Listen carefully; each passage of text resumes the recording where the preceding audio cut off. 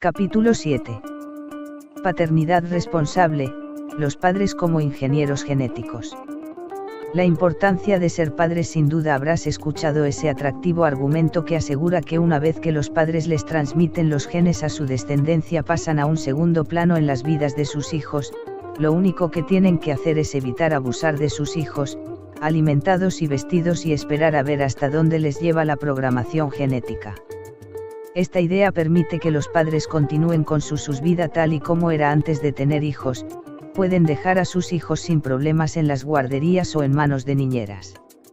Es una idea de lo más atractiva para los padres ocupados o para los perezosos. También resulta atractiva para los padres como yo, que tenemos hijos biológicos con personalidades radicalmente diferentes. Solía pensar que mis hijas son distintas porque habían heredado genes diferentes en el momento de la concepción, una selección aleatoria en la que ni su madre ni yo tomamos parte.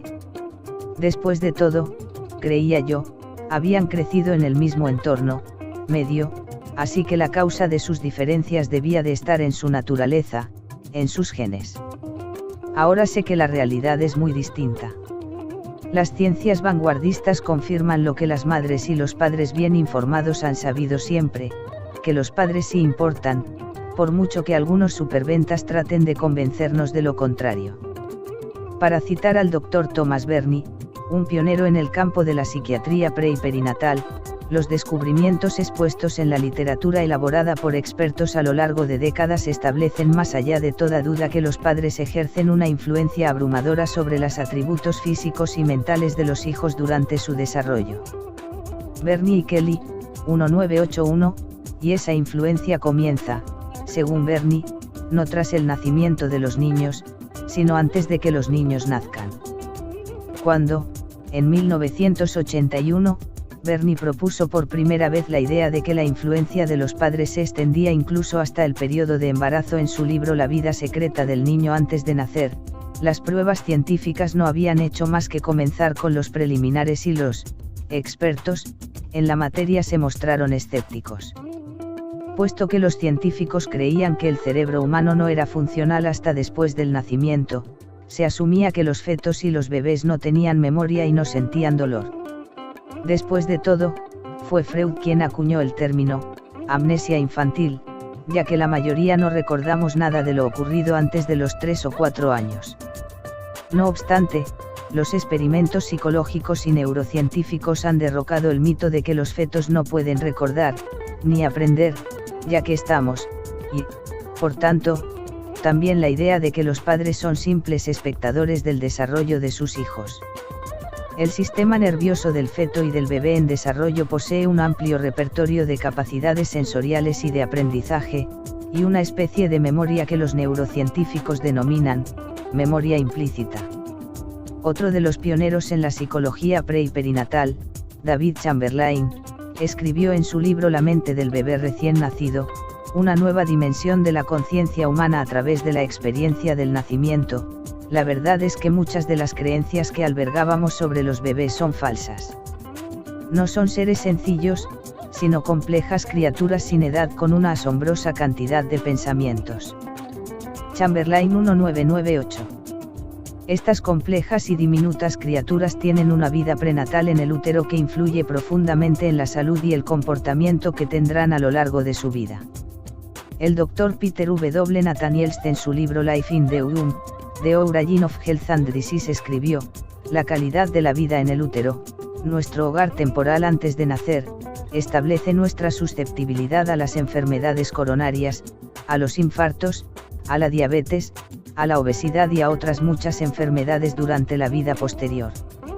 De un tiempo a esta parte se ha relacionado un número aún mayor de trastornos crónicos de la edad adulta, tales como la osteoporosis, los trastornos de humor y la psicosis, con las condiciones padecidas durante el desarrollo pre y perinatal. Gluckman y Hansen, 2004. Reconocer el papel que juega el entorno prenatal en el desarrollo de las enfermedades nos obliga a reconsiderar el determinismo genético.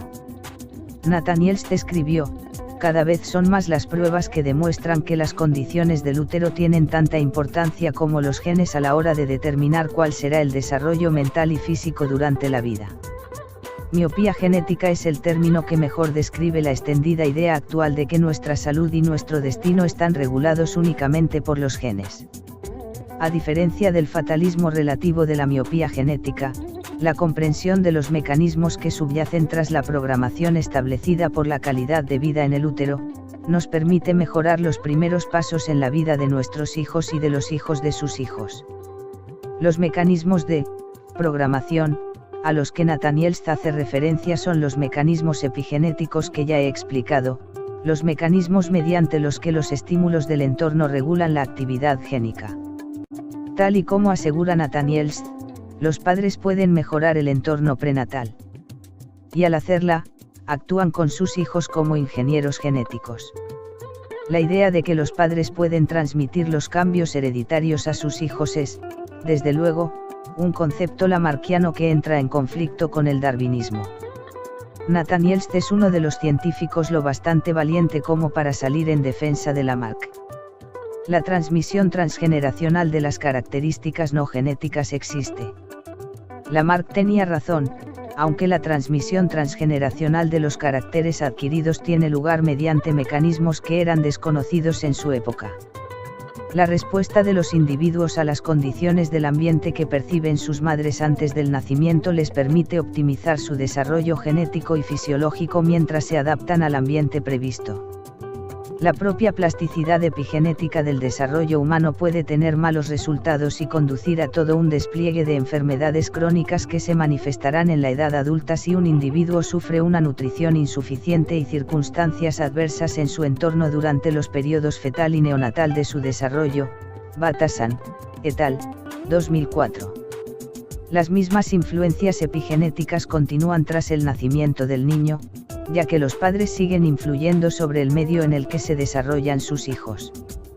Debo destacar un estudio especialmente fascinante que recalca la importancia de un buen ejercicio de la paternidad en el desarrollo del cerebro.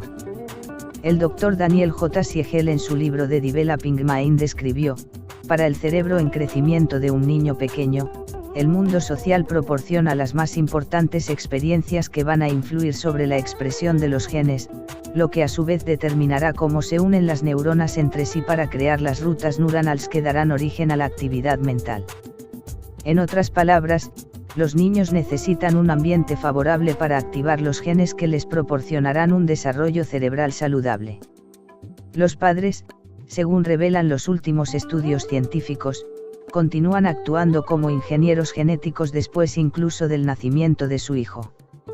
Programación paternal, el poder de la mente subconsciente. Me gustaría contarte como alguien como yo, que se incluye en la categoría de aquellos que no estaban preparados para tener hijos, llegó a cuestionarse sus arraigadas nociones sobre la paternidad. No debería sorprenderte saber que comencé a hacerme preguntas en el Caribe, el lugar donde echó raíces mi cambio hacia la nueva biología. Mi replanteamiento vino inspirado por un desafortunado incidente, un accidente de motocicleta. Me dirigía a dar una conferencia cuando caí en la cuneta a gran velocidad. La moto terminó boca abajo. Por suerte llevaba el casco, porque sufrí un golpe de consideración en la cabeza cuando la moto se estrelló contra el suelo. Estuve inconsciente una media hora y, durante un tiempo, mis alumnos y mis colegas creyeron que estaba muerto. Cuando recuperé el sentido, me dio la sensación de que me había roto todos y cada uno de los huesos del cuerpo. Durante los siguientes días apenas pude caminar y cuando lo hacía, parecía una versión coja de Quasimodo. Cada paso era un doloroso recordatorio de que, la velocidad mata. Cuando entré en el aula una tarde, uno de los alumnos me sugirió que tal vez me ayudara a visitar a su compañero de habitación, un compañero de estudios que también era quiropráctico. Tal y como expliqué en el capítulo anterior, mi educación alopática me había enseñado a considerar a los quiroprácticos como curanderos. Pero cuando sufres tanto dolor y estás en un sitio desconocido, te descubres probando cosas que jamás habrías tenido en cuenta en momentos más fáciles. Una vez que el quiropráctico convirtió su dormitorio en una consulta improvisada, supe por vez primera lo que era kinesiología, conocida popularmente como prueba muscular. El quiropráctico me dijo que extendiera el brazo hacia arriba y que aguantara la presión que él iba a realizar. No me resultó difícil soportar la pequeña presión que ejerció sobre mi brazo. Después me pidió que mantuviera el brazo en alto y resistiera la presión mientras decía, me llamo Bruce. Una vez más, no me costó mucho mantener el brazo en alto, aunque esa vez comencé a pensar que las advertencias de mis colegas académicos eran de lo más acertadas. Esto es una estupidez, me dije. En ese momento, el quiropráctico me dijo que mantuviera el brazo en alto y aguantara la presión mientras decía con fuerza, me llamo Mary. Para mi asombro, mi brazo se vino abajo a pesar de mi resistencia. Espera un momento. Le dije, parece que no he ejercido la fuerza suficiente. Probemos otra vez. Así lo hicimos y esa vez me concentré aún más en resistir la presión. De todas formas, cuando repetí aquello de, me llamo Mary, mi brazo cayó como una piedra. Ese alumno, que en aquellos momentos se había convertido en mi profesor, me explicó que cuando la mente consciente alberga un pensamiento que entra en conflicto con una realidad, aprendida anteriormente y almacenada en la mente subconsciente, el conflicto intelectual se expresa mediante la debilitación de los músculos del cuerpo. Para mi más completo asombro, me di cuenta de que mi mente consciente, la cual había ejercitado con tanta seguridad en el entorno académico, no estaba bajo mi control cuando ponía voz a una opinión que difería de una de las realidades almacenadas en el subconsciente. Mi mente subconsciente echaba por tierra los esfuerzos de mi mente consciente por sostener el brazo en alto cuando decía que me llamaba Mary. Me quedé anonadado al descubrir que había otra mente, otra fuerza, que pilotaba mi vida. Y aún más desconcertante fue comprender que esa mente oculta, la mente sobre la que no sabía más que la teoría psicológica, era en realidad más poderosa que mi mente consciente, tal y como Freud afirmaba. En definitiva, mi primera visita al quiropráctico resultó ser una de esas experiencias que te cambia la vida.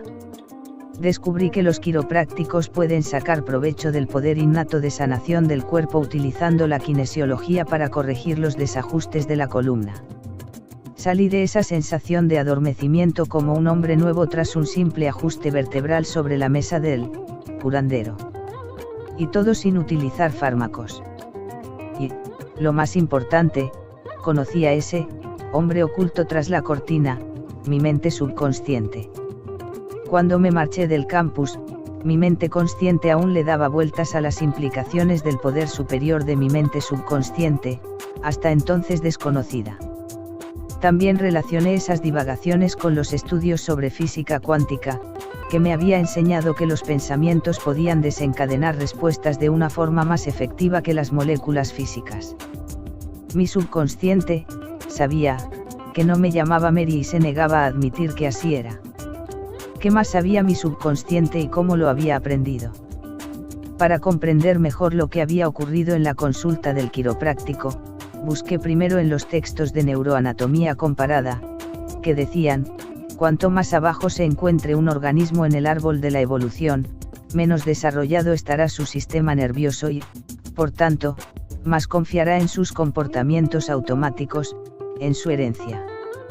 Las polillas vuelan hacia la luz, las tortugas de mar regresan a islas específicas para depositar sus huevos en la playa en el momento adecuado y las golondrinas vuelven a Capistrano en una fecha determinada, aunque, hasta donde sabemos, ninguno de esos organismos tiene conciencia de por qué hace esas cosas.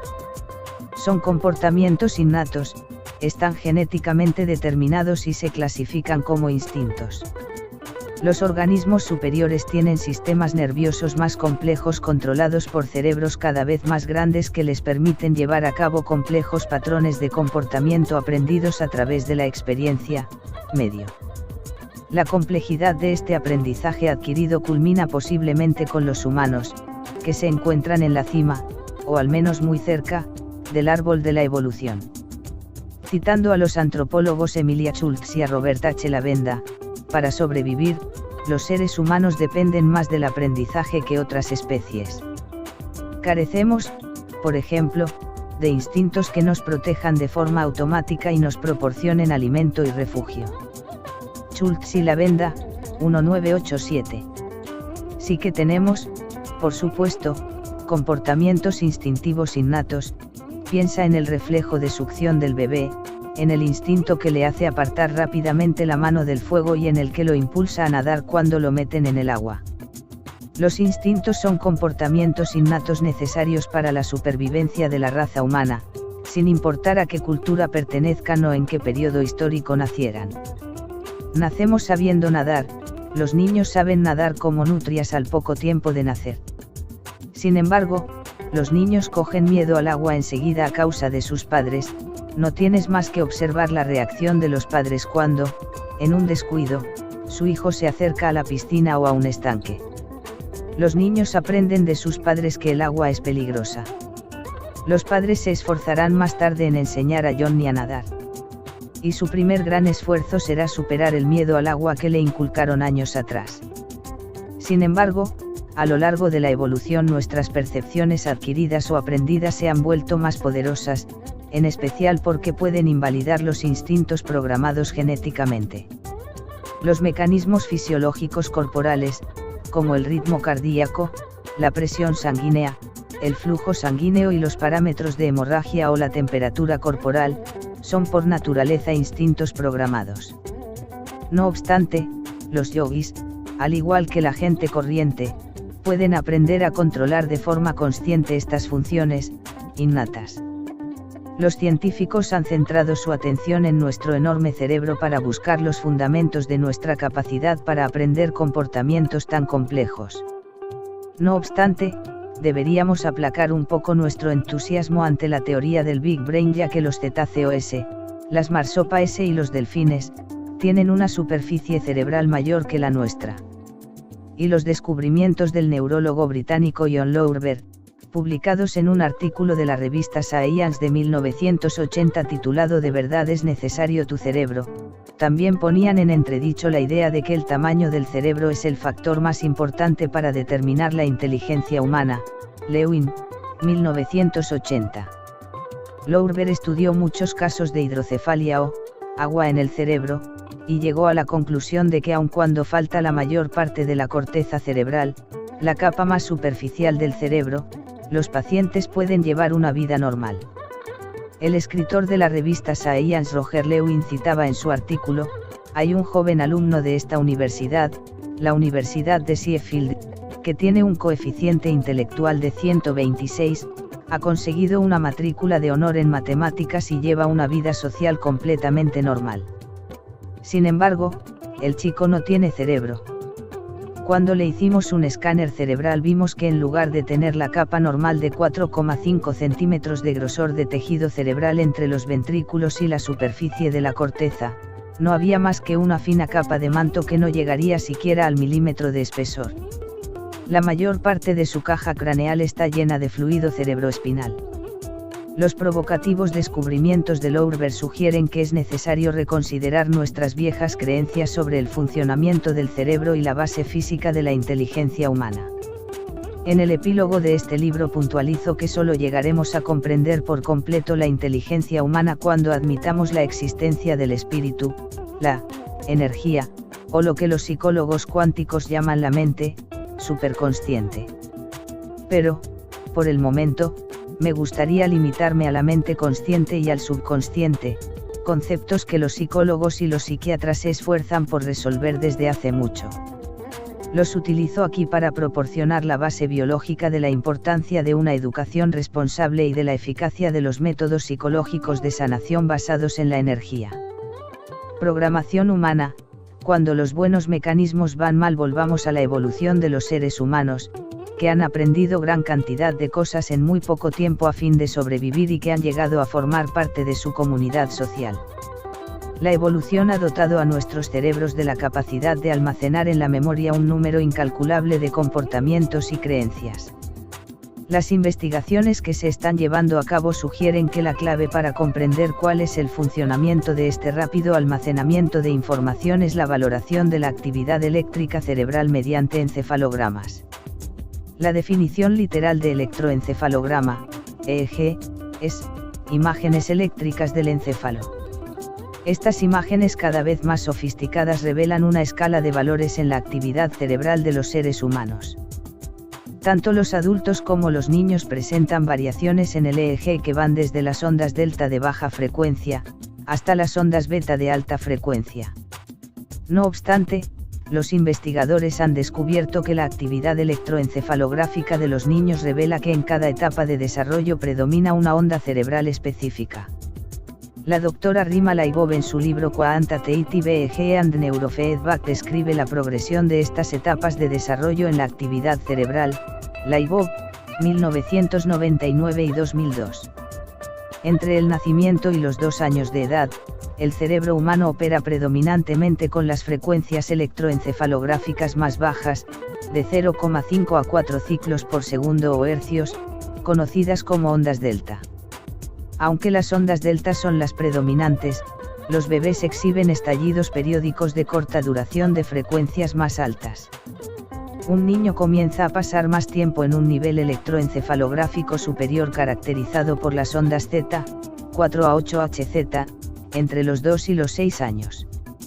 Los hipnoterapeutas reducen la actividad cerebral de sus pacientes hasta las ondas delta y Z porque estas frecuencias tan bajas los dejan en un estado más sugestionable. Todas estas cuestiones nos proporcionan pistas importantes sobre cómo los niños, cuyos cerebros operan a estas mismas frecuencias entre los 2 y los 6 años de edad, pueden almacenar la increíble cantidad de información que necesitan para prosperar en su entorno. La capacidad para procesar esta vasta cuantía de información es una adaptación neurológica muy importante que sirve para facilitar el intenso proceso de culturización. Los entornos sociales humanos cambian tan rápidamente que no supondría ventaja alguna transmitir los comportamientos culturales mediante instintos programados genéticamente. Los niños pequeños observan con detenimiento su entorno y almacenan los conocimientos que les ofrecen sus padres en la memoria subconsciente. Como resultado, el comportamiento y las creencias de sus padres se convierten en las suyas. Los investigadores del Instituto de Investigación de Primates de la Universidad de Kioto, han descubierto que las crías de chimpancé también aprenden observando a sus madres. En una serie de experimentos, se enseñó a una madre a identificar los caracteres japoneses relacionados con diferentes colores. Cuando se proyectaban los caracteres japoneses para un color específico en el monitor de un ordenador, la chimpancé aprendía a identificar la muestra del color correcto. Si elegía el color correcto, la chimpancé recibía una moneda que podía introducir en una máquina expendedora que le proporcionaba una fruta. Durante el proceso de adiestramiento, la chimpancé siempre mantenía a su cría cerca. Para sorpresa de los investigadores, un día, mientras la madre recogía su fruta de la máquina expendedora, la cría de chimpancé seleccionó el color correcto, recibió una moneda y siguió a su madre hasta la máquina. Los atónitos investigadores llegaron a la conclusión de que los bebés pueden aprender comportamientos complejos con el mero hecho de observar, sin que sea necesaria una participación activa por parte de sus padres. Science, 2001. De forma similar, los comportamientos, las creencias y las actitudes que los humanos observamos en nuestros padres se graban en nuestro cerebro con tanta firmeza como las rutas sinápticas de la mente subconsciente. Una vez que la información se almacena en el subconsciente, controla nuestra biología durante el resto de nuestra vida, a menos que descubramos una forma de volver a programada. Cualquiera que albergue dudas acerca de la complejidad de este sistema de almacenamiento debería pensar en la primera vez que a su hijo se le escapó una palabrota que le había escuchado decir. Estoy seguro de que se habrá dado cuenta de que la naturalidad del niño, su correcta pronunciación, los matices de su estilo y el contexto de la situación llevan la firma del padre o la madre. Dada la precisión de este sistema de almacenamiento de conductas, imagina las consecuencias que tiene que un padre le llame a su hijo, niño estúpido, o que le diga, no te mereces nada, no vales nada, nunca deberías haber nacido, o, eres una persona débil y enfermiza. Cuando los padres desconsiderados o poco afectuosos transmiten estos mensajes a sus hijos pequeños, sin duda no son conscientes de que semejantes comentarios se almacenarán en la memoria subconsciente del niño como verdades absolutas, de la misma forma que los bits y los bytes se almacenan en el disco duro de tu ordenador personal. Durante las primeras etapas del desarrollo, la conciencia de los niños no ha evolucionado lo suficiente como para discernir que esos comentarios de sus progenitores no son más que estallidos verbales y no necesariamente verdaderas características de su ser. Una vez almacenados en el subconsciente, no obstante, los abusos verbales se convierten en verdades, que moldean de forma inadvertida el comportamiento y el potencial del niño a lo largo de toda su vida. Al hacernos mayores, nos volvemos menos susceptibles a la programación externa debido a la creciente aparición de las ondas de alta frecuencia, las ondas alfa, 8 a 12 Hz. La actividad alfa se corresponde con estados de relajación. Mientras que la mayoría de nuestros órganos sensoriales, como los ojos, la nariz o los oídos, observan el mundo exterior, la conciencia se asemeja a un órgano sensorial, que se comporta como un espejo que refleja el funcionamiento interno de la comunidad celular corporal, es una percepción del yo. Alrededor de los 12 años, el espectro encefalográfico del niño comienza a mostrar periodos mantenidos de una frecuencia aún mayor denominada ondas beta, 12 a 35 Hz. Los estados cerebrales beta se caracterizan por una conciencia, activa o concentrada, el tipo de actividad cerebral que se produce cuando se lee un libro. Hace poco se ha descrito un quinto estado de actividad electroencefalográfica de mayor frecuencia denominado ondas gamma, 35 Hz. Esta frecuencia en el EEG se relaciona con estados de rendimiento máximo, como cuando los pilotos se disponen a aterrizar el avión o un jugador profesional de tenis se ve envuelto en una trepidante sucesión de voleas. Cuando el niño llega a la adolescencia, su mente subconsciente está llena de información que varía entre inclinarse hacia el conocimiento, de que nunca llegará a nada en la vida o de que, si ha sido criado por unos padres cariñosos, podrá hacer cualquier cosa que desee. La suma de los instintos genéticos y las creencias aprendidas de nuestros padres forman la mente subconsciente, que puede controlar tanto nuestra capacidad para mantener el brazo en alto en la consulta de un quiropráctico, como nuestros mejores propósitos de año nuevo de dejar de estropearnos con fármacos o comidas. Voy a volver de nuevo a las células, estas pueden enseñarnos mucho sobre nosotros mismos. Ya he dicho muchas veces que las células individuales son inteligentes. Pero recuerda que cuando las células se agrupan para crear comunidades multicelulares acatan la voz colectiva del organismo, aun cuando esa voz ordene ciertos comportamientos autodestructivos. Nuestros patrones fisiológicos y de comportamiento se ajustan a las realidades, o las verdades, de esa voz colectiva, ya sean creencias constructivas o destructivas. He descrito el poder de la mente subconsciente, pero quiero resaltar que no es necesario considerar el subconsciente como una aterradora y poderosa fuente freudiana de conocimientos destructivos.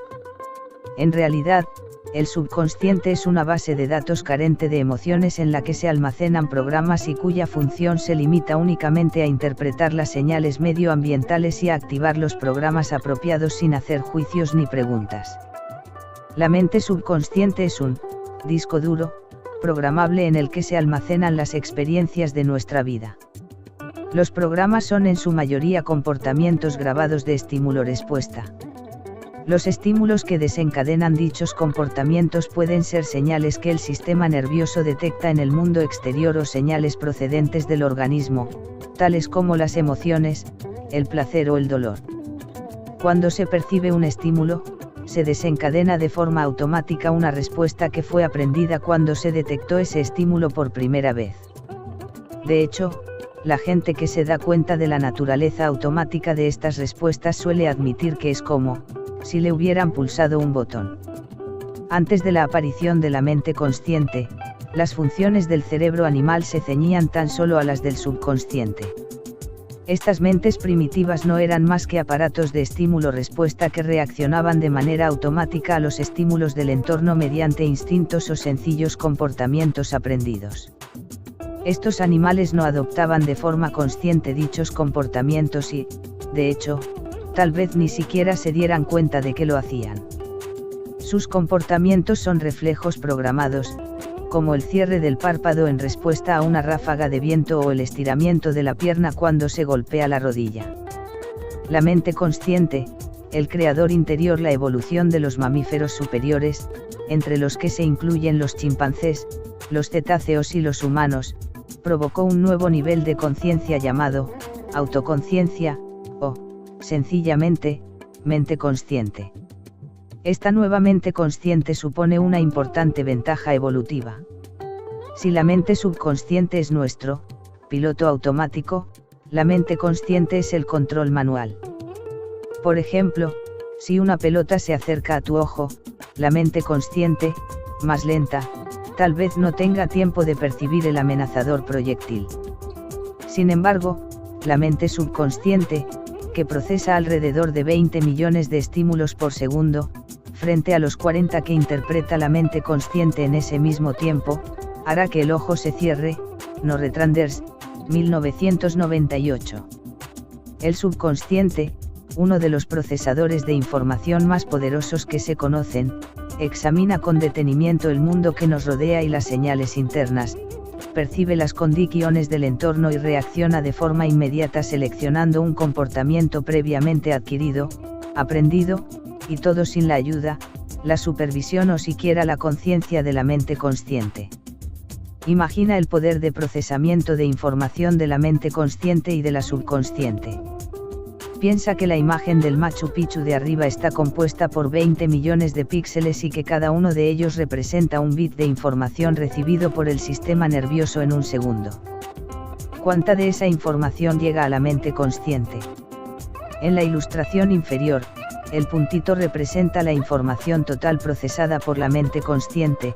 En realidad ese puntito contendría 10 veces más cantidad de información de la que llega a la mente consciente, pero he tenido que aumentarlo para que fuera visible. En cambio, el poderoso subconsciente procesa toda la información restante, la zona negra, en ese mismo segundo. Las dos mentes forman un dúo de lo más activo. Cuando operan juntas, la mente consciente puede utilizar todos sus recursos para concentrarse en un punto específico, como por ejemplo la fiesta a la que piensas asistir el viernes por la noche. De forma simultánea, el subconsciente sigue cortando el césped sin rebanarte un pie y sin atropellar al gato, aun cuando no estés prestando atención. Ambas mentes cooperan también a la hora de aprender comportamientos complejos que después serán ejecutados de forma inconsciente. ¿Recuerdas el primer día que te sentaste emocionado en el asiento del conductor, preparado para aprender a conducir? La cantidad de cosas que tenía que procesar la mente consciente resultaba abrumadora. Mientras mantenías la vista clavada en la carretera, tenías también que mirar el espejo retrovisor y el lateral, prestar atención al cuentakilómetros y a los demás indicadores, utilizar los dos pies para los 3 pedales del vehículo y tratar de permanecer en calma, sereno y sosegado mientras conducías bajo la atenta mirada de los demás. Pasó bastante tiempo antes de que todas esas pautas pudieran almacenarse en tu mente. Hoy en día, te metes en el coche, lo pones en marcha y revisas sin darte cuenta la lista de la compra mientras el subconsciente se encarga de activar todas las complejas habilidades necesarias para conducir sin problemas por la ciudad, sin que tengas que pensar ni una vez en cómo se conduce. Sé que no soy el único que ha notado esto. Conduces mientras mantienes una deliciosa conversación con la persona que se sienta a tu lado y estás tan absorto en la charla que en algún punto de la carretera te das cuenta de que llevas 5 minutos sin prestarle atención a la conducción. Después de un momento de sorpresa, comprendes que todavía estás en el carril debido y que sigues avanzando con el resto de vehículos. Un rápido vistazo al espejo retrovisor revela que no has dejado una hilera de señales de detención obligatoria aplastadas y buzones destrozados. Si tú no estabas conduciendo el coche durante ese lapso de tiempo, ¿quién lo hacía? La mente subconsciente. Aunque tú no estuvieras pendiente, el subconsciente ha conducido tal y como le enseñaron a hacerlo durante las clases de conducción. Además de agilizar los comportamientos rutinarios de la mente subconsciente, la mente consciente también tiene la facultad de mostrarse creativa de manera espontánea en respuesta a los estímulos del entorno. Mediante esta capacidad, la mente consciente puede examinar los comportamientos que se están llevando a cabo. Cuando se desarrolla un comportamiento preprogramado, la vigilante mente consciente puede intervenir, detener dicho comportamiento y crear una nueva respuesta. De esta forma, la mente consciente nos confiere libre albedrío, lo que significa que no somos solo víctimas de nuestra programación. Para lograrlo, no obstante, hay que prestar mucha atención, ya que en caso contrario la programación subconsciente toma las riendas. Es una tarea difícil, como puede atestiguar cualquiera que haya puesto a prueba alguna vez su fuerza de voluntad. La programación subconsciente se hace con el control en el momento en que la mente consciente se descuida. La mente consciente también puede adelantarse o retroceder en el tiempo, mientras que la subconsciente solo opera en el momento presente. Cuando la mente consciente está soñando despierta, creando planes de futuro o reviviendo experiencias pasadas, la mente subconsciente se encuentra al mando, manejando con eficacia los comportamientos requeridos en ese preciso instante sin necesidad de la supervisión consciente. Ambas mentes forman un mecanismo fantástico, pero este mecanismo también puede estropearse. La mente consciente es el yo, la voz de nuestros pensamientos. Puede tener grandes visiones o planes de futuro llenos de amor, salud, felicidad y prosperidad. Mientras ocupamos nuestra mente consciente con pensamientos felices, ¿quién se encarga de dirigir la función? El subconsciente. ¿Cómo se las apaña el subconsciente para dirigir nuestros asuntos?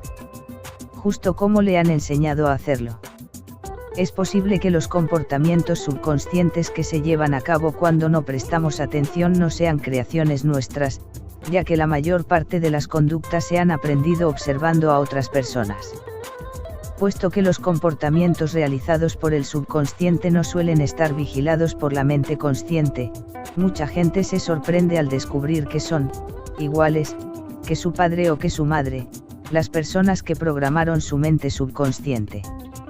Cabe también la posibilidad de que los comportamientos aprendidos y las creencias adquiridas de otras personas, de los padres, de los amigos o de los profesores, por ejemplo, no estén de acuerdo con las metas de nuestra mente consciente.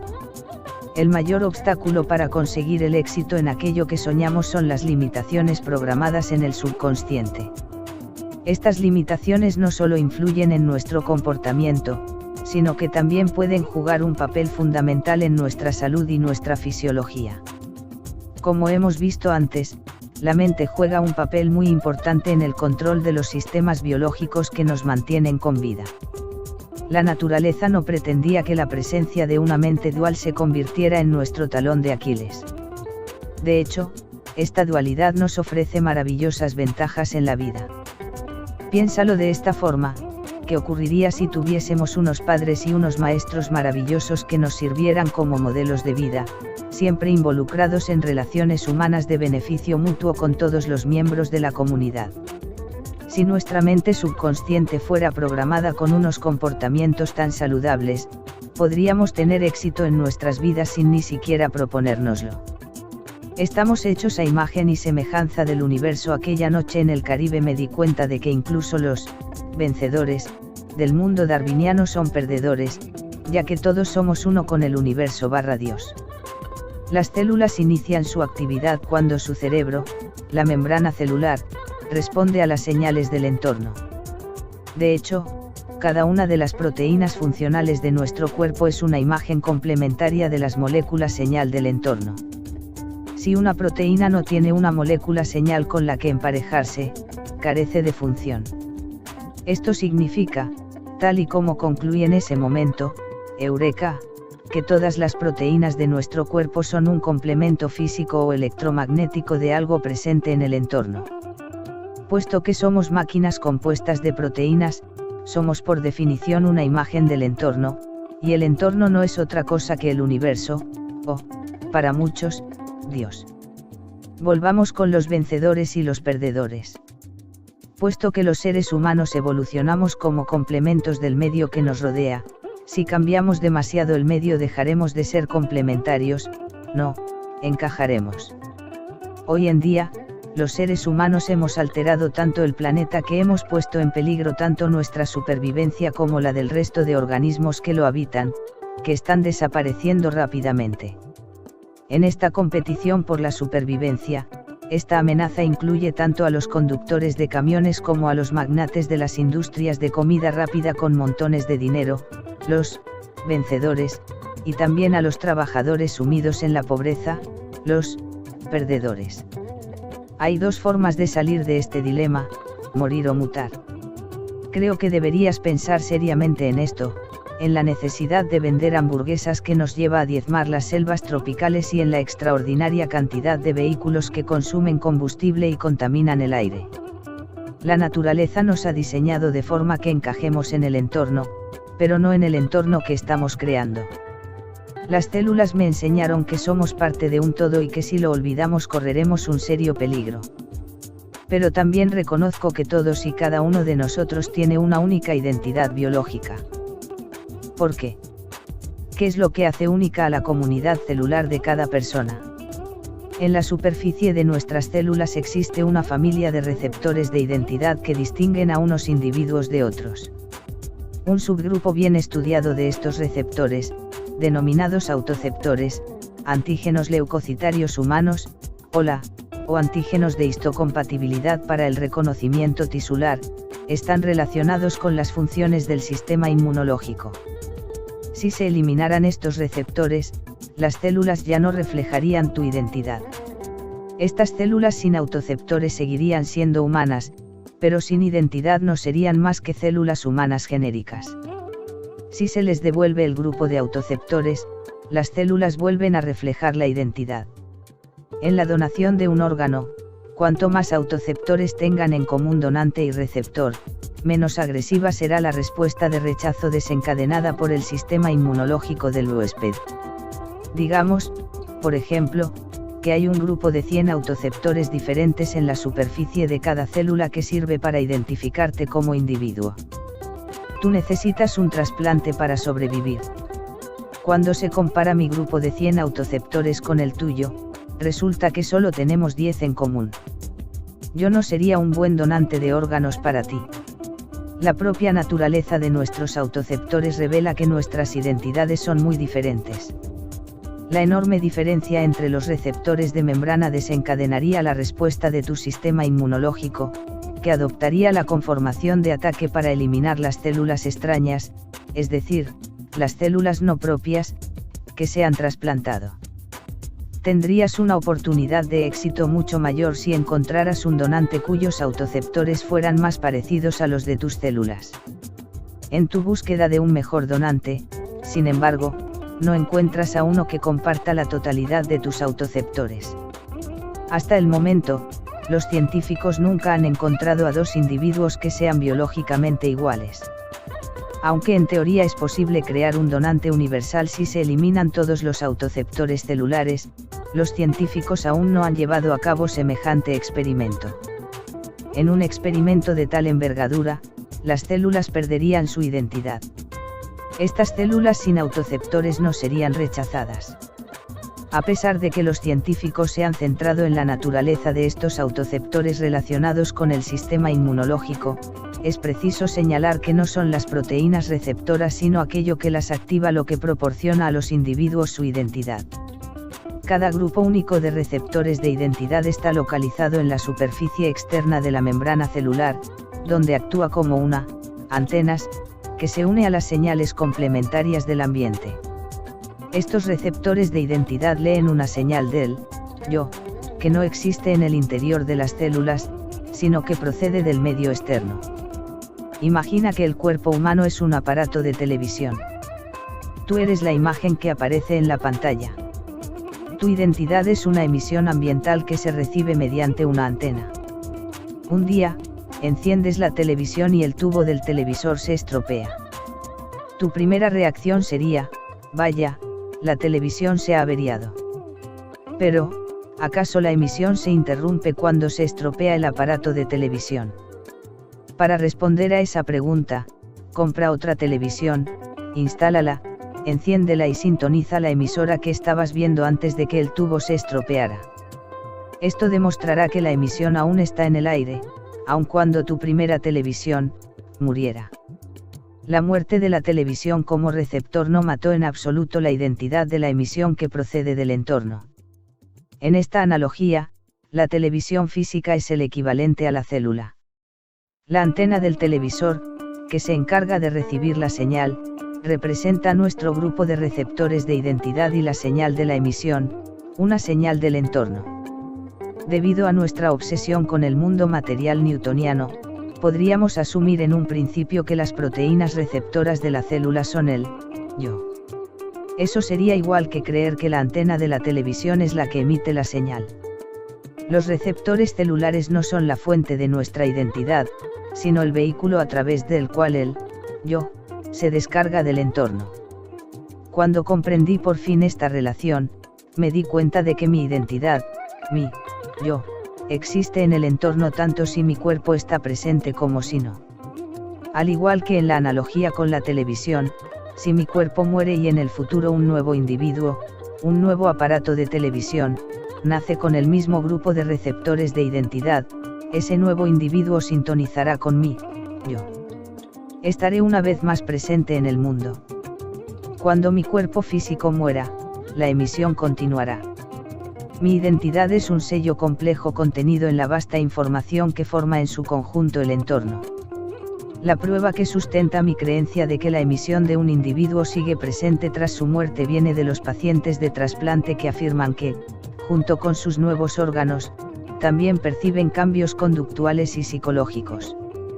Una mujer consciente de los problemas de salud, la conservadora de Nueva Inglaterra Claire Sylvia, se quedó atónita cuando comenzaron a gustarle la cerveza, los nuggets de pollo y las motocicletas después de su trasplante de corazón.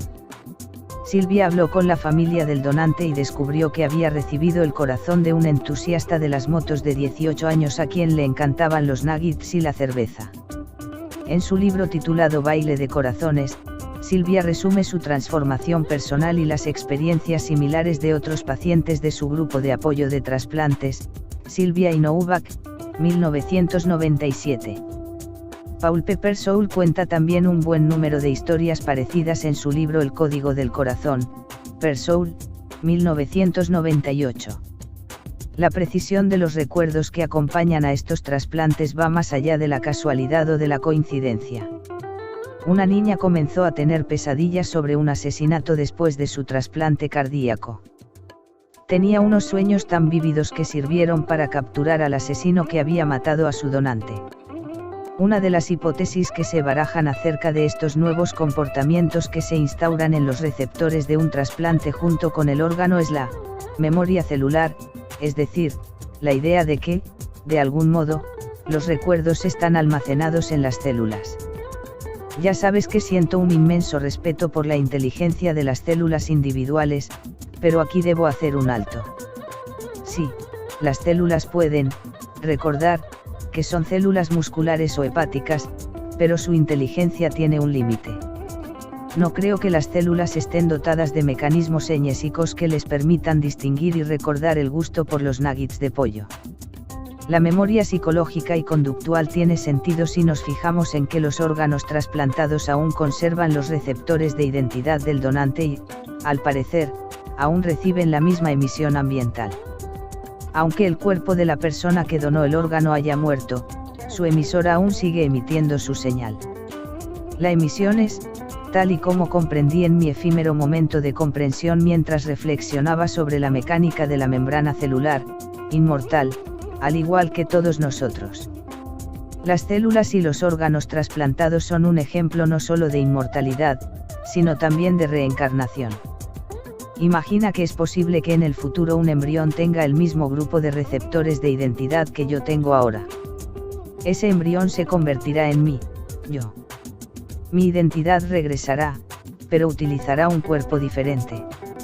El sexismo y el racismo se vuelven absurdos a la vez que inmorales cuando uno se da cuenta de que sus receptores de identidad pueden acabar en una persona blanca, negra o asiática, ya sea hombre o mujer. Puesto que el entorno representa todo lo que existe, Dios, y nuestros autoceptores no son más que antenas que se sintonizan con un pequeño ancho de banda de entre todo el espectro posible. Todos nosotros no representamos más que una pequeña parte del todo, una pequeña parte de Dios. Terrícolas. A pesar de que la comparación con la televisión resulta muy útil, no es completa, ya que un televisor no es más que un aparato de reproducción. En el curso de nuestras vidas, lo que hacemos altera el entorno. Cambiamos el entorno con el mero hecho de estar aquí. Así pues, una forma más completa de entender nuestra relación con el espíritu sería comparar a un ser humano con los vehículos exploradores de Marte, Spiritia Opportunity, o con cualquiera de los vehículos espaciales que hemos enviado a la Luna y al planeta rojo. Los humanos todavía podemos viajar a Marte, pero queremos saber cómo sería aterrizar en ese planeta. Así pues, enviamos el equivalente a un explorador humano. Aunque los exploradores de Marte no se parecen físicamente a una persona, poseen funciones humanas. Estos vehículos llevan cámaras que actúan como ojos, que ven ese planeta, tienen sensores químicos que saborean el planeta, etc. De esta manera, los vehículos exploradores están diseñados con sensores que pueden percibir Marte de forma más o menos parecida a cómo lo haría un humano. No obstante, profundicemos un poco en el funcionamiento de un explorador de Marte. Los exploradores tienen antenas que están sintonizadas con la Tierra para recibir información de emisiones difundidas por los seres humanos, representados por un controlador de la NASA. En realidad, el controlador terrestre envía información que moviliza al explorador. Sin embargo, la información no es unidireccional. El controlador de la NASA también aprende cosas del explorador, ya que el vehículo transmite la información sobre sus experiencias en Marte hacia la Tierra. El controlador de la NASA interpreta esa información y a continuación aplica esos nuevos conocimientos para moverse mejor por la superficie marciana. Tú y yo somos como los vehículos exploradores, que reciben información de un controlador ambiental, el espíritu. A lo largo de nuestras vidas, las experiencias de nuestro mundo le son transmitidas a ese controlador, nuestro espíritu. Así pues, el modo en que vivas tu vida también influye en el carácter de tu yo. Esta interacción se corresponde con el concepto del karma. Una vez que lo entendemos, debemos poner cuidado en cómo vivimos la vida en este planeta, ya que las consecuencias de nuestros actos duran más que nuestros cuerpos. Lo que hacemos a lo largo de nuestra vida puede volver para torturarnos, o a una futura versión de nosotros mismos. Al final, estas nociones celulares sirven para realzar la sabiduría de los maestros espirituales que han aparecido a lo largo de la historia. Todos nosotros somos espíritus en un cuerpo material. Una poderosa imagen de esta realidad espiritual es la forma en que la luz interactúa con un prisma. Cuando un rayo de luz atraviesa un prisma, la estructura cristalina del prisma difracta el haz de luz, que se hila en forma de un espectro irisado. Cada color, si bien es un componente de la luz blanca, se ve por separado porque su frecuencia es única. Si se invierte el proceso proyectando un espectro irisado a través de un cristal, las frecuencias individuales se recombinan para formar un haz de luz blanca. Imagina cada identidad humana como una frecuencia tonal individual dentro del espectro del arco iris. Si eliminamos de forma arbitraria una frecuencia específica, un color, por el simple hecho de que no nos gusta, y después tratamos de proyectar las frecuencias restantes a través del prisma, el haz que se ya no será de luz blanca. Por definición, la luz blanca está compuesta por todas las frecuencias. Mucha gente espiritual anticipa el regreso de la luz blanca al planeta. Imaginan que llegará en forma de un único individuo, como Buda, Jesús o Mahoma. Sin embargo, desde mi espiritualidad recién adquirida, comprendo que esa luz blanca solo regresará a este planeta cuando todos y cada uno de los seres humanos reconozcan al resto de sus congéneres como una frecuencia individual de la luz blanca. Mientras sigamos eliminando o infravalorando a otras personas que no nos gustan, es decir, mientras sigamos destruyendo frecuencias del espectro de luz, no podremos experimentar la luz blanca. nuestro trabajo consiste en proteger y nutrir cada frecuencia humana para que esta luz pueda regresar. Evolución fractal, una teoría con la que podemos convivir. Ya he explicado por qué ahora soy un científico espiritual. Ahora me gustaría explicar por qué soy optimista. En mi opinión, la historia de la evolución es una historia de patrones repetidos. Estamos en un punto crítico, pero el planeta ya ha pasado por otros con anterioridad.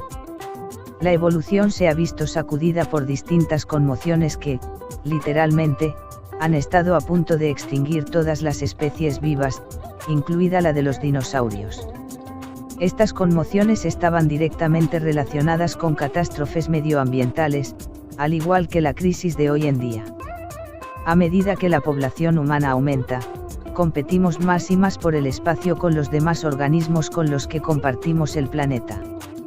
Estamos finalizando un ciclo evolutivo y preparándonos para comenzar otro. Mientras este ciclo llega a su fin, es razonable que la gente se sienta un poco preocupada y alarmada ante los fallos de las estructuras que soportan la civilización. En mi opinión, sin embargo, los dinosaurios, que hoy en día saquean la naturaleza, se extinguirán. Los supervivientes serán aquellos que comprendan que nuestra desconsideración está acabando con el planeta y con nosotros mismos. ¿Por qué estoy tan seguro? Mi certeza se basa en el estudio de la geometría fractal. He aquí la definición de geometría, que explicará por qué es tan importante para el estudio de la estructura de nuestra biosfera. La geometría es una estimación matemática de la forma en que las diferentes partes de un todo encajan en relación con las demás. Hasta 1975, la única geometría disponible era la euclidiana, que se resumía en un antiguo texto griego de 13 volúmenes titulado Los elementos de Euclides, que se escribió aproximadamente en el año 300 AC para los estudiantes con un buen sentido de la orientación espacial. La geometría euclidiana resulta sencilla, ya que trata de estructuras parecidas a cubos, a esferas y a conos que pueden representarse en gráficos de papel. No obstante, la geometría euclidiana no puede aplicarse a la naturaleza.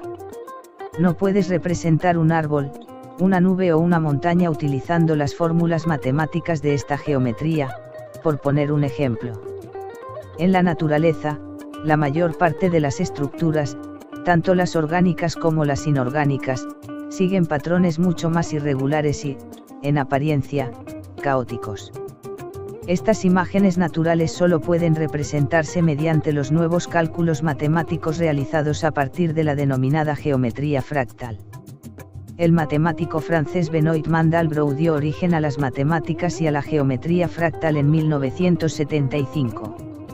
Al igual que la física cuántica, la geometría fractal, fraccional, nos obliga a tener en cuenta esos patrones irregulares, un mundo mucho más extraño de formas redondeadas y objetos con más de 3 dimensiones. Los cálculos fractal son asombrosamente simples, ya que solo se necesita una ecuación en la que no hay más que una sencilla multiplicación y una suma. Después, esa misma ecuación se repite hasta el infinito. Por ejemplo, el conjunto de Mandelbrot se basa en la sencilla fórmula de coger un número, multiplicarlo por sí mismo y a continuación sumarle el número original. El resultado de esa ecuación se utiliza después como dato de la ecuación siguiente, el resultado de la última ecuación se utiliza más tarde para la ecuación posterior, y así sucesivamente. La cuestión es que, a pesar de que cada ecuación sigue la misma fórmula, debe repetirse muchas veces para llegar a visualizar un patrón fractal. La labor manual y el tiempo requeridos para completar millones de ecuaciones necesarias impidió que los primeros matemáticos descubrieran el valor de la geometría fractal. Mandelbrot fue capaz de crear esta nueva matemática gracias a la aparición de los ordenadores.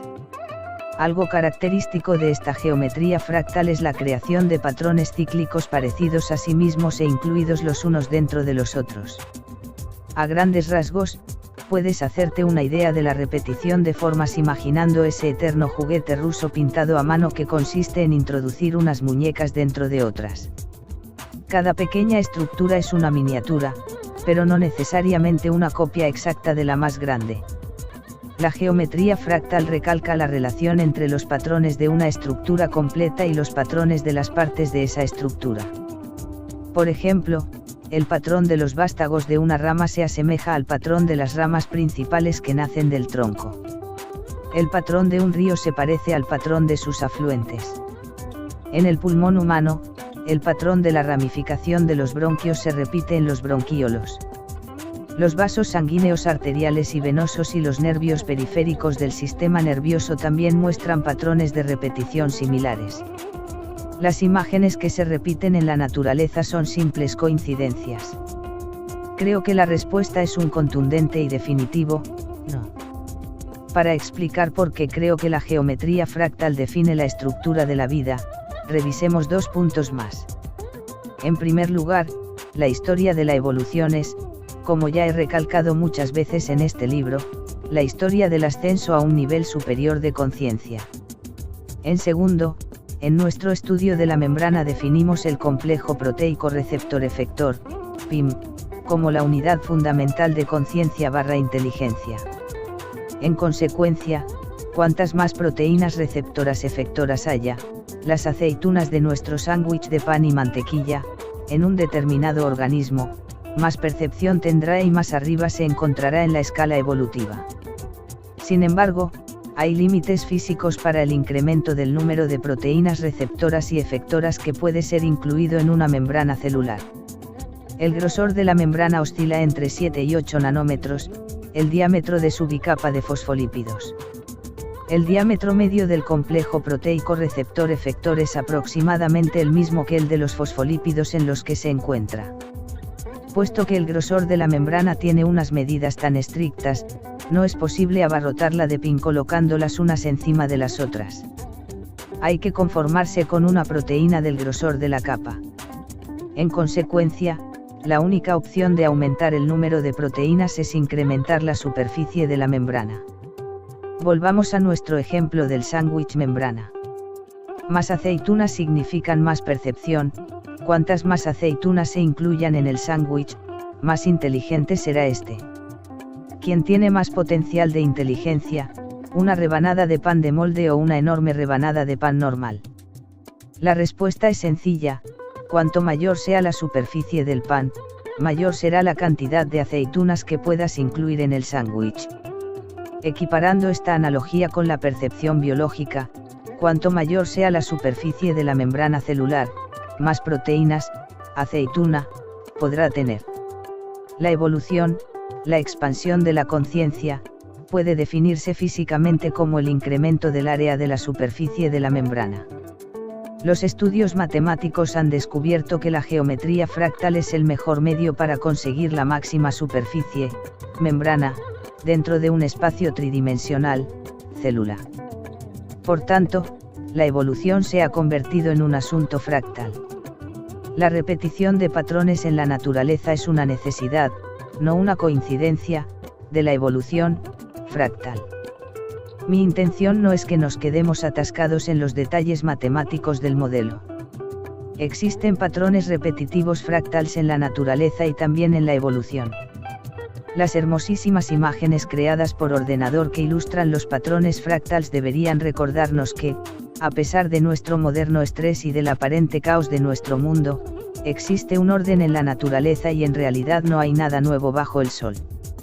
Los patrones fractales y repetitivo S de la evolución nos permiten predecir que los humanos encontrarán una forma de extender su percepción a fin de subir otro peldaño más de la escala evolutiva.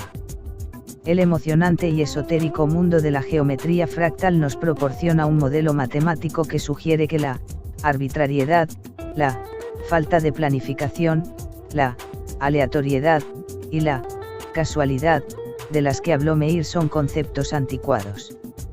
Una vez que comprendamos que existen patrones ordenados y repetidos en la naturaleza y en la evolución, la vida de las células, que ha inspirado este libro y los cambios producidos en mi vida, se convertirá en algo más instructivo todavía. Durante miles de millones de años, los sistemas celulares han llevado a cabo un eficaz plan de paz que les ha permitido incrementar su supervivencia y también la del resto de organismos de la biosfera. Imagina una población de miles de millones de habitantes viviendo bajo el mismo techo en un perpetuo estado de felicidad. Es obvio que las comunidades celulares funcionan mejor que las humanas, no hay células rechazadas ni, sin hogar, en nuestro cuerpo. A menos, por supuesto, que nuestras comunidades celulares se encuentren en una profunda falta de armonía que ocasione que algunas células dejen de cooperar con dicha comunidad. El cáncer representa las células sin trabajo y sin hogar que viven aisladas de la comunidad celular. Si los humanos siguiéramos el modelo de vida de las saludables comunidades celulares, nuestras sociedades y nuestro planeta serían más pacíficos y vitales. Crear semejante comunidad pacífica resulta todo un desafío, ya que cada persona percibe el mundo de una forma diferente. Así que, en esencia, existen 6.000 millones de versiones humanas de la realidad en este planeta, y cada una de ellas percibe su propia verdad. A medida que la población aumenta, chocamos los unos con los otros. Las células se enfrentaron a un desafío similar en los comienzos de la evolución, tal y como describí en el capítulo 1, pero merece la pena repetido. Los organismos unicelulares evolucionaron rápidamente poco después de la formación de la Tierra. Los millares de variedades de bacterias unicelulares, algas, hongos y protozoos, cada uno con distintos niveles de conciencia, aparecieron durante los 3.500 millones de años posteriores. Es probable que, al igual que nosotros, estos organismos unicelulares comenzaran a multiplicarse sin control y a superpoblar su medio. Comenzaron a chocar los unos con los otros y a preguntarse, ¿habrá suficiente para mí? Ellos también debieron de asustarse mucho. Debido a esta nueva y obligada proximidad y el consecuente cambio del entorno, buscaron una forma eficaz de reaccionar a la presión. Dicha presión les condujo hacia una nueva y extraordinaria etapa de la evolución, en la que las células individuales se agruparon en altruistas comunidades multicelulares. El resultado final fueron los humanos, en la cima o cerca de la cima de la escala evolutiva.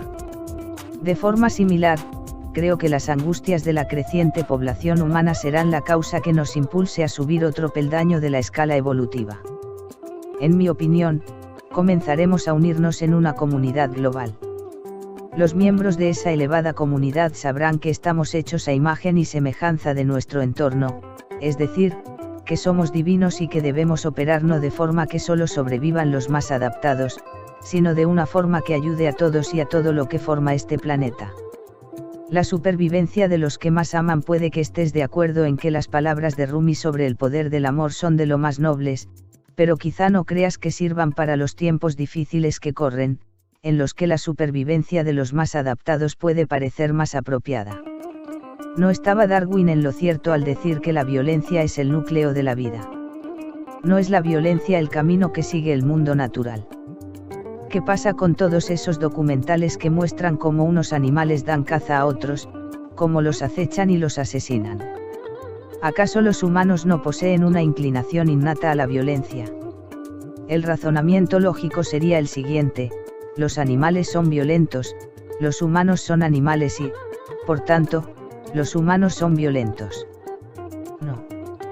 Los seres humanos no poseemos un carácter innato violento y competitivo, de la misma manera que nuestro destino no está marcado por unos genes que nos hacen enfermar o nos vuelven violentos. Los chimpancés, los animales que genéticamente son más similares a nosotros, son una prueba de que la violencia no es una parte esencial de nuestra biología. Una especie de chimpancés, los bonobos o chimpancés pigmeos, viven en comunidades pacíficas con machos codominantes y hembras al mando. A diferencia de otros chimpancés, el comportamiento de la comunidad de bonobos no está basado en la violencia, sino con un comportamiento que podría ser descrito como, haz el amor y no la guerra. Cuando los chimpancés de esta comunidad se desasosiegan, no se enzarzan en sangrientas luchas, sino que aplacan el nerviosismo practicando el sexo. Una reciente investigación llevada a cabo por los biólogos de la Universidad de Stanford, Robert M. Sapolsky y Lisa J. Sier, ha concluido que incluso los salvajes babuinos, que se encuentran entre los animales más agresivos de este planeta, no están predestinados genéticamente a ser violentos. Sapolsky y Sier, 2004.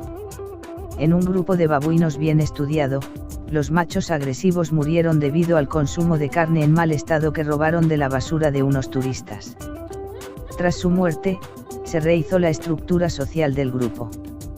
La investigación sugiere que las hembras lograron que los machos restantes, menos agresivos, se mostraran más cooperativos, algo que hizo que la comunidad se volviera mucho más pacífica.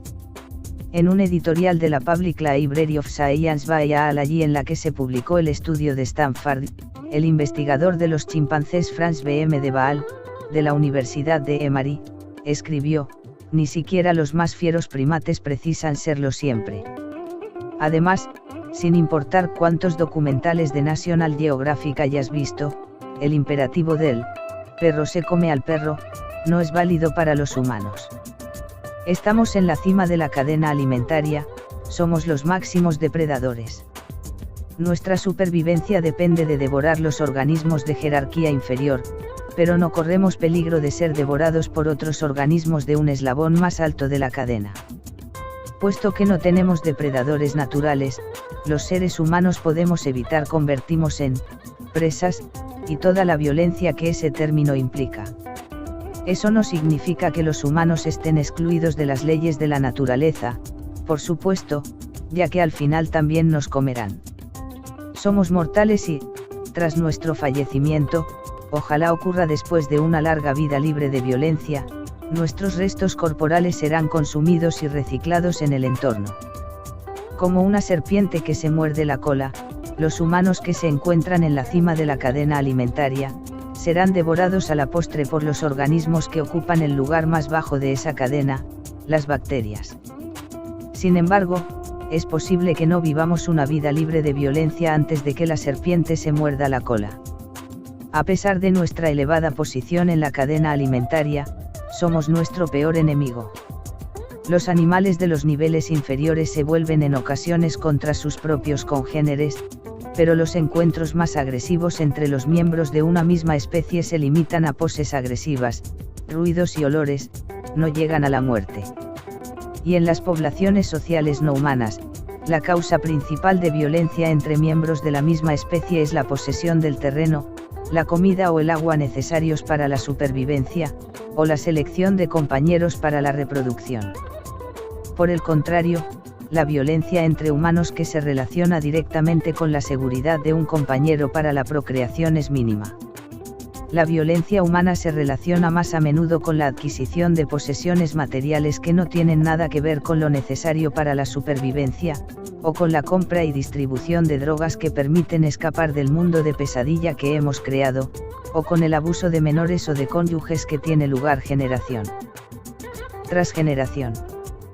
Tal vez la forma más insidiosa y extendida de violencia humana sea el control ideológico.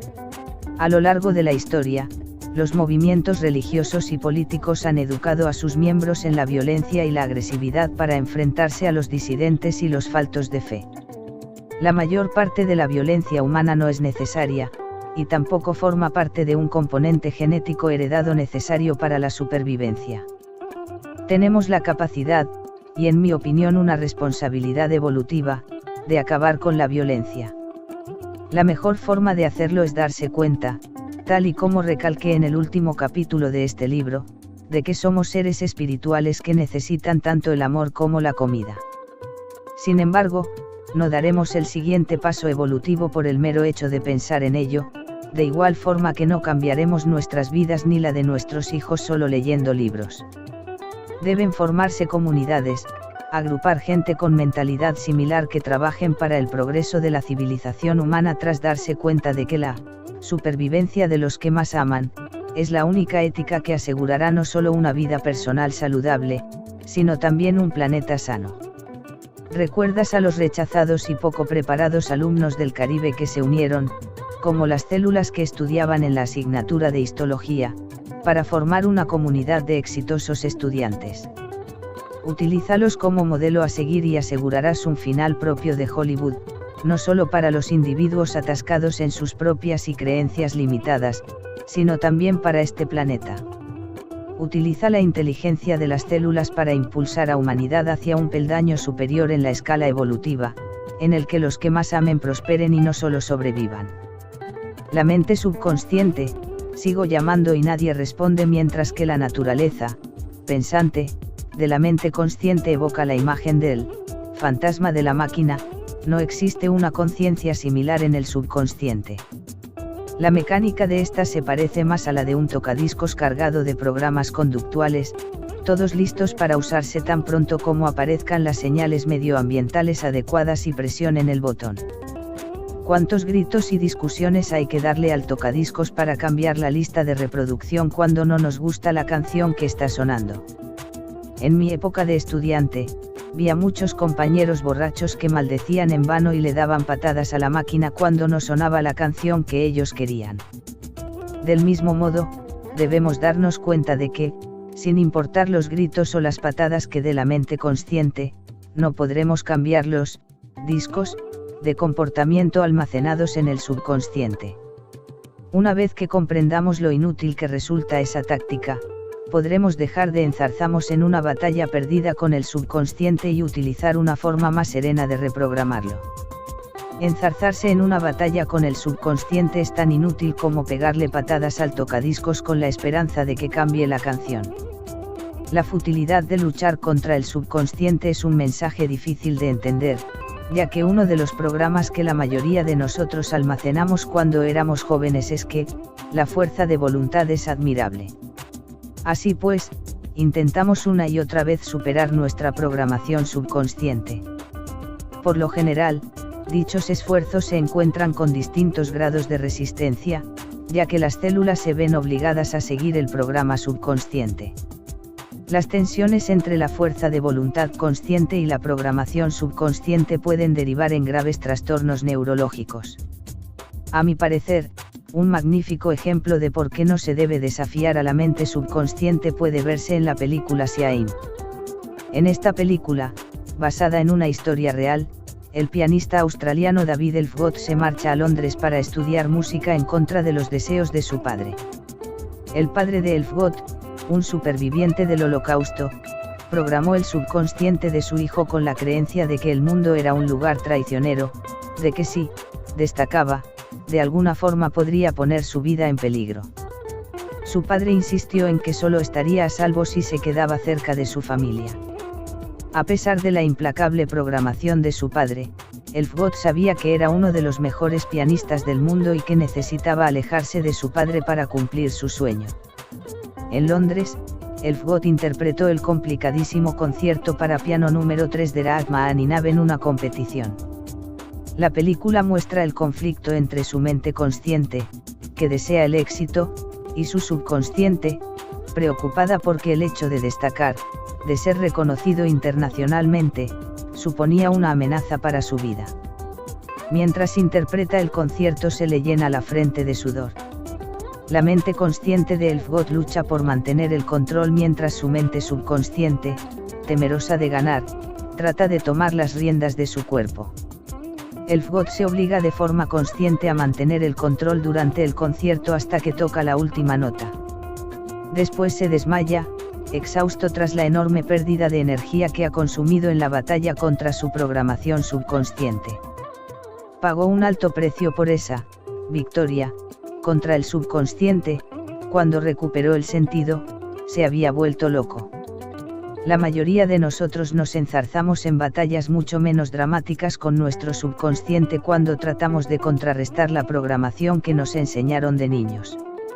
Somos testigos de nuestra capacidad para aceptar trabajos en los que fracasamos o para permanecer en un puesto de trabajo que odiamos porque no nos merecemos una vida mejor.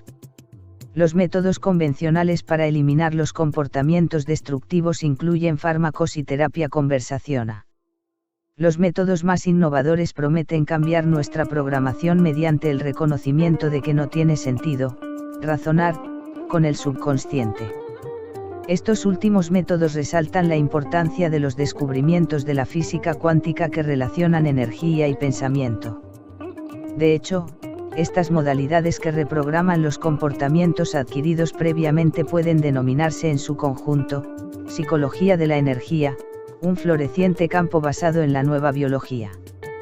Pero, ¿no sería mucho más fácil ser educado desde un principio a fin de poder desarrollar todo tu potencial genético y creativo? ¿No sería mucho mejor convertirte en un padre responsable para que tus hijos y los hijos de tus hijos lo sean también?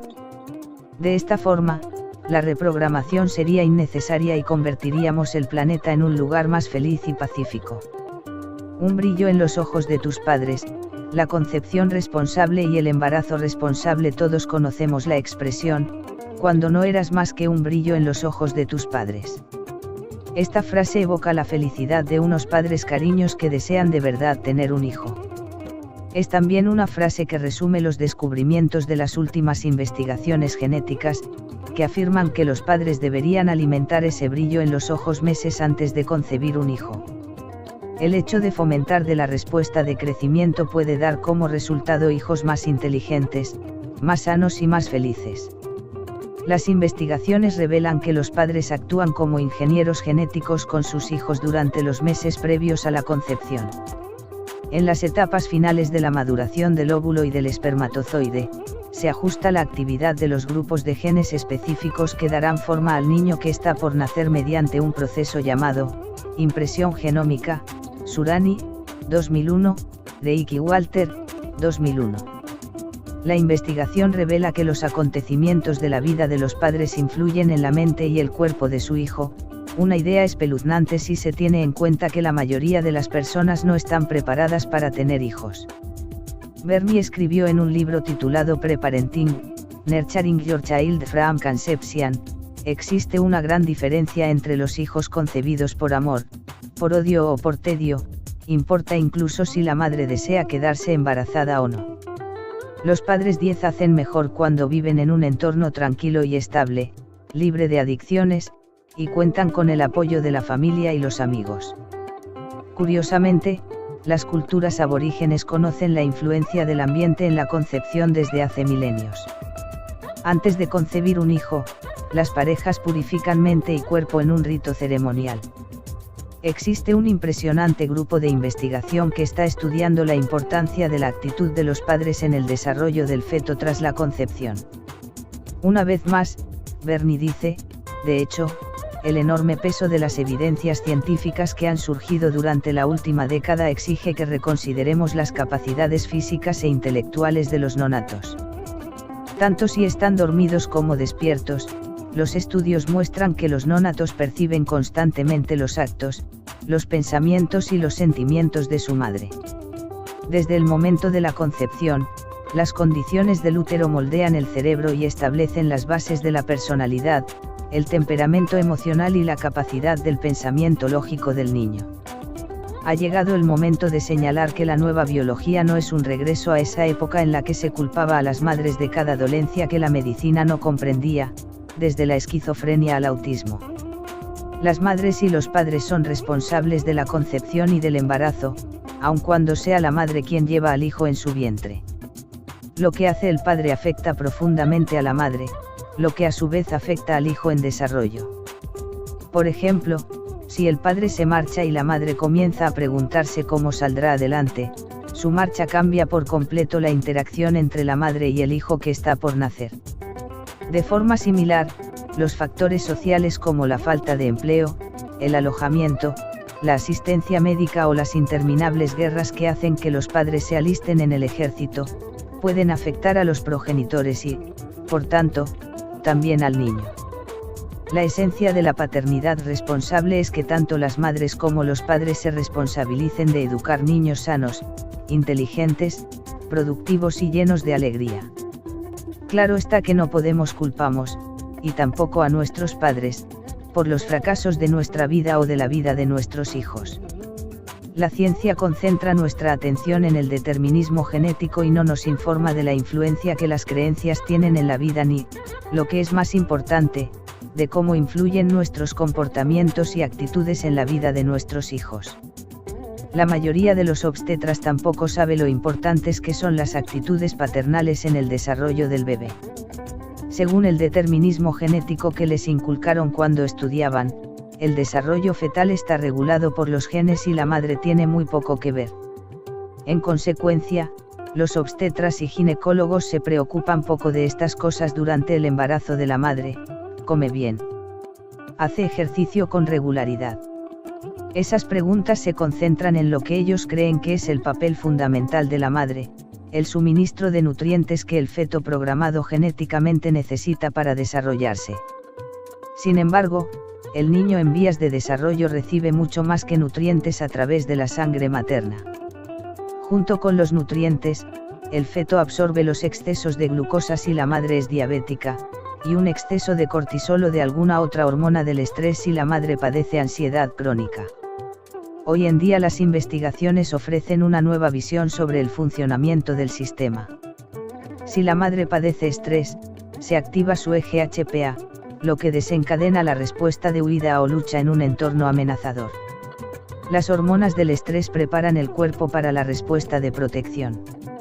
Una vez que esas señales maternas penetran en el torrente sanguíneo fetal, ejercen su acción en los mismos tejidos, tanto en el feto como en la madre.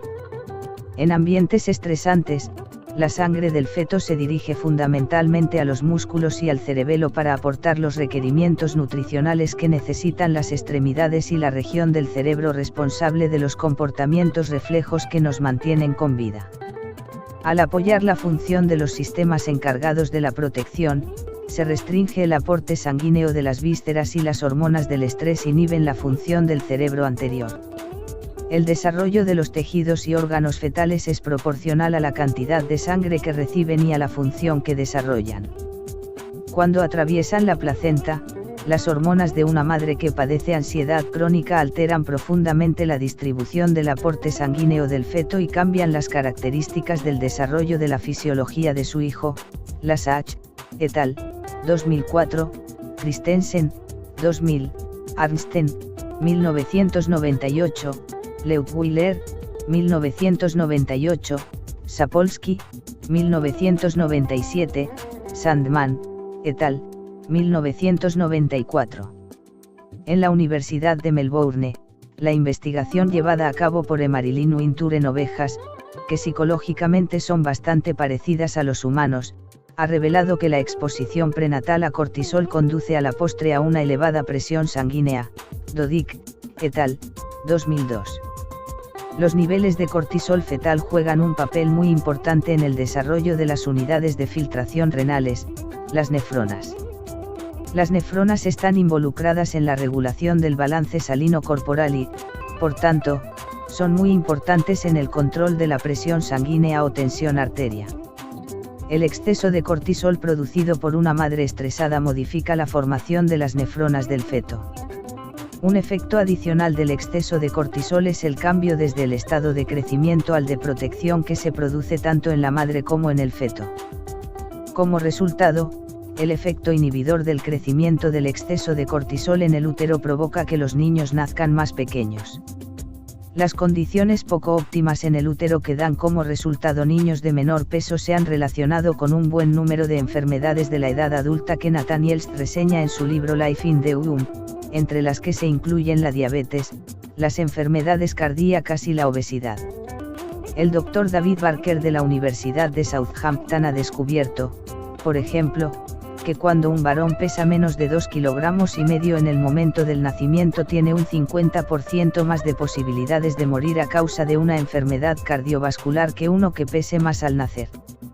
Los investigadores de Harvard han descubierto que una niña que pese menos de 2,5 kilos en el momento del nacimiento tiene un 23% más de posibilidades de sufrir una enfermedad cardiovascular que las que nacen con un peso superior.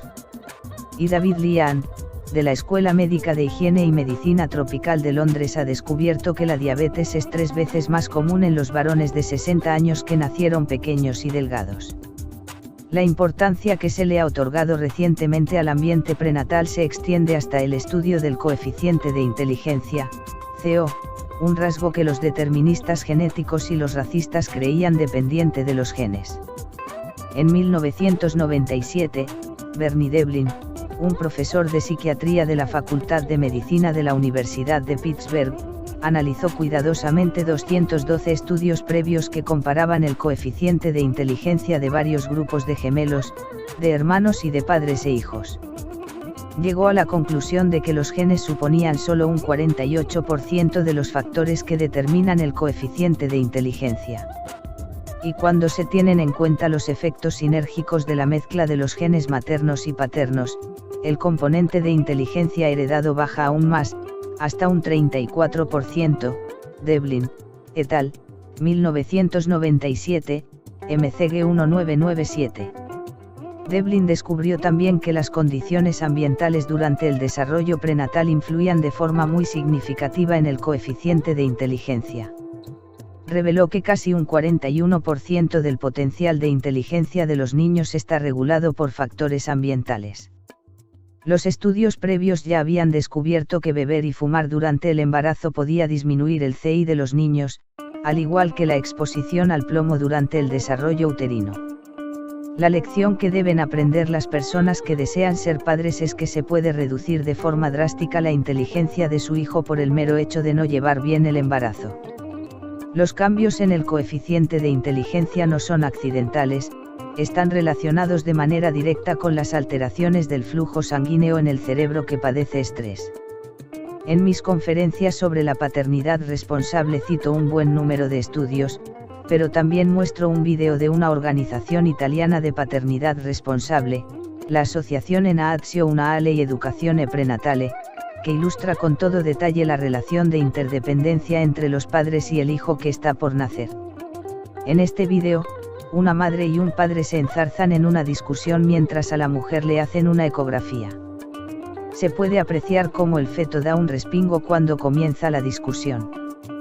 Cuando la discusión se agrava rompiendo un vaso, el desconcertado feto arquea el cuerpo y se eleva, como si estuviese en un trampolín. El poder de la tecnología moderna, en la forma de una ecografía, nos permite echar por tierra el mito de que el nonato no posee un organismo lo bastante evolucionado como para responder a algo que no sea el entorno nutricional. El programa de inserción social de la naturaleza te estarás preguntando por qué la evolución ha derivado en un sistema de desarrollo fetal que parece tan peligroso y tan dependiente del ambiente de los progenitores.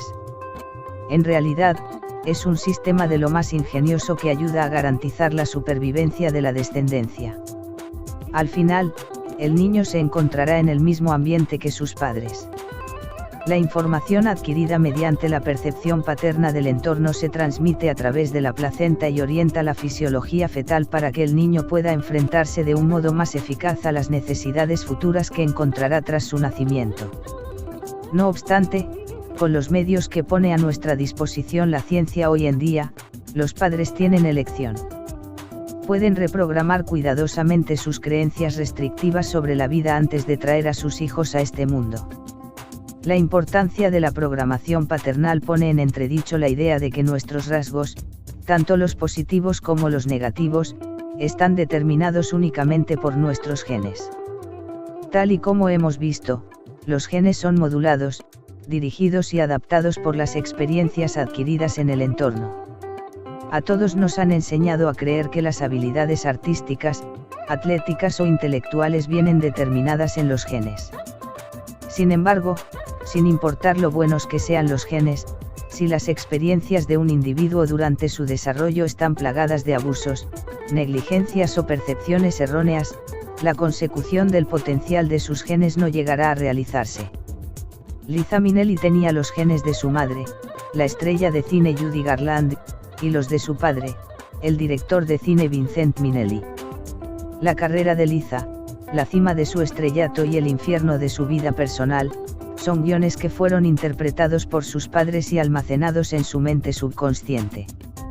Si Liza, con sus mismos genes, hubiera crecido en una encantadora familia granjera de Pensilvania, ese entorno habría desencadenado la activación epigenética de un grupo muy diferente de genes. Es posible que los genes que le permitieron alcanzar su exitosa carrera en el espectáculo hubieran sido enmascarados o reprimidos por las exigencias culturales de su comunidad rural. Un maravilloso ejemplo de la eficacia de la paternidad responsable es la superestrella del golf, Tiger Woods. Aunque su padre no era un golfista consumado, hizo todo lo posible por incluir a Tiger en un ambiente que le proporcionara muchas oportunidades de desarrollar y potenciar la mentalidad, las habilidades, las actitudes y la concentración de un experto jugador de golf. Sin duda, el éxito de Tiger está también relacionado con la filosofía budista de su madre.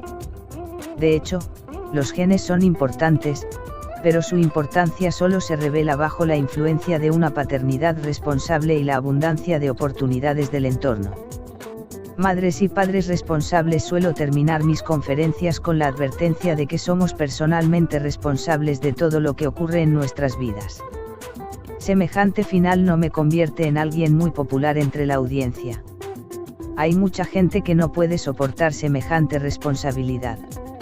En una de esas conferencias, una anciana del público se quedó tan angustiada tras mi conclusión que se acercó con su marido a la parte posterior del escenario y rechazó entre lágrimas el desenlace. No quería tener nada que ver con algunas de las tragedias que le había tocado vivir. Esta mujer me convenció de que debía modificar mi conclusión final. Me di cuenta de que no deseaba contribuir a cargar de culpabilidad a nadie. Como sociedad, estamos demasiado inclinados a ahogarnos en los remordimientos o a culpar a los demás de nuestros problemas. La experiencia que adquirimos con el paso de los años nos hace estar mejor preparados para tomar las riendas de nuestra vida. Después de pensando un rato, la mujer de la audiencia aceptó de buena gana la siguiente solución: eres personalmente responsable de todo lo que te ocurre en la vida. Una vez que eres consciente de que eres personalmente responsable de todo lo que te ocurre en la vida, no se puede ser culpable de ser mal padre a menos que se sepa todo lo que he explicado antes y se pase por alto. Una vez que conoces esta información, puedes comenzar a aplicarla para cambiar tu comportamiento. Y ya que hablamos sobre mitos de la paternidad, no es cierto en absoluto que te comportes de la misma forma con todos tus hijos. Tu segundo hijo no es un clon del primero. En tu mundo no ocurren las mismas cosas que cuando tuviste tu primer hijo. Tal y como he mencionado antes, yo creí una vez que me había comportado igual con mi primera hija que con la segunda, completamente distinta. Pero al analizar mi comportamiento como padre, me di cuenta de que eso no era cierto. Cuando nació mi primera hija acababa de empezar las prácticas del posgraduado, lo que para mí fue una difícil etapa de transición llena de trabajo y de una intensa sensación de inseguridad. Cuando nació mi segunda hija, era un investigador más competente y seguro de sí mismo que estaba a punto de comenzar su carrera académica. Tenía más tiempo libre y más energías para educar tanto a mi segunda hija como a la primera, que por entonces era poco más que un bebé. Otro mito que me gustaría señalar es el de que los hijos necesitan una gran cantidad de estímulos en forma de tarjetas didácticas u otras herramientas de aprendizaje que les venden a los padres para ayudar a incrementar la inteligencia de sus hijos. El inspirador libro de Michael Mendiza y Joseph Chilton Pearce, Magical Parent Magical Child, me dejó claro que la clave para optimizar el aprendizaje y el rendimiento de los bebés y los niños es jugar, y no programar. Mendiza y Pearce, 2001. Los niños necesitan padres que fomenten mediante juegos la curiosidad, la creatividad y la admiración que los acompañarán durante el resto de su vida. Como es obvio, lo que los humanos necesitan es una educación basada en el amor y la posibilidad de observar cómo las personas mayores se conducen en sus vidas. Cuando a los bebés de los orfanatos, por ejemplo, se les proporciona tan solo alimento y se les abandona en sus cunas sin nadie que les omía y los abrace, desarrollan un buen número de trastornos del comportamiento. Un estudio de los orfanatos romanos realizado por Mary Carlson, una neurobióloga de la Facultad de Medicina de Harvard, concluyó que la falta de contacto y atención en los orfanatos romanos y la escasa calidad de las guarderías impedían el crecimiento de los niños y tenía un efecto adverso sobre su comportamiento. Carlson, que estudió a 60 niños romanos cuyas edades oscilaban entre unos cuantos meses y los 3 años, midió sus niveles de cortisol a partir de muestras de saliva. Cuanto más estresado estaba un niño, según mostraban los niveles elevados de cortisol en sangre, peores eran las repercusiones para ese niño. Holden 1996. Carlson, junto con otros científicos, ha llevado a cabo también estudios en monos y ratas que demuestran la importantísima relación existente entre el contacto, la secreción de cortisol y el desarrollo social. Los estudios de James W. Prescott, antiguo director de la sección de Salud Humana y Desarrollo Infantil del Instituto Nacional de Salud, reveló que los monos recién nacidos privados del contacto con sus madres o de la relación social con los demás desarrollaban perfiles anormales de estrés y se convertían en sociópatas violentos. Prescott, 1996 y 1990. Prescott continuó estos estudios con una evaluación de las culturas humanas basada en la forma en que criaban a sus hijos. Descubrió que si la sociedad mantenía contacto físico, quería a sus hijos y no reprimía su sexualidad, esa cultura permanecía en paz. Las culturas pacíficas tienen padres que mantienen un frecuente contacto físico con sus hijos, llevan a sus bebés cogidos sobre el pecho o a la espalda durante todo el día, por ejemplo. En cambio, las sociedades que privan a sus hijos, tanto si son bebés, niños o adolescentes, del contacto físico frecuente son invariablemente de naturaleza violenta. Una de las diferencias entre estas poblaciones es que muchos de los niños que no reciben contacto físico sufren de trastornos afectivos somatosensoriales. Estos trastornos se caracterizan por la incapacidad de reprimir fisiológicamente los niveles elevados de hormonas del estrés, las desencadenantes de los episodios violentos. Estos descubrimientos nos ofrecen una visión muy reveladora de la violencia que invade Estados Unidos. En lugar de fomentar el contacto físico, nuestras costumbres médicas y fisiológicas lo desechan con frecuencia. Desde la intervención antinatural de los médicos en el proceso natural del parto, por ejemplo, que separa al neonato durante un largo periodo de tiempo de sus padres para colocarlo en lejanas cunas, hasta el consejo que se les da a los padres de que no hagan caso de los sollozos de sus hijos para no malcriados. Tales prácticas, basadas supuestamente en la ciencia, contribuyen sin duda a la violencia que reina en nuestra civilización. La investigación que relaciona el contacto físico y la violencia se explica con todo detalle en esta página web, www.bahíalands.de. ¿Qué ocurre con los niños romanos que se crían en ambientes desfavorables y se convierten en lo que los investigadores llaman maravillas resistentes? ¿Por qué algunos niños prosperan a pesar del ambiente en el que se desarrollan? ¿Por qué tienen genes mejores? A estas alturas sabrás que yo no lo creo.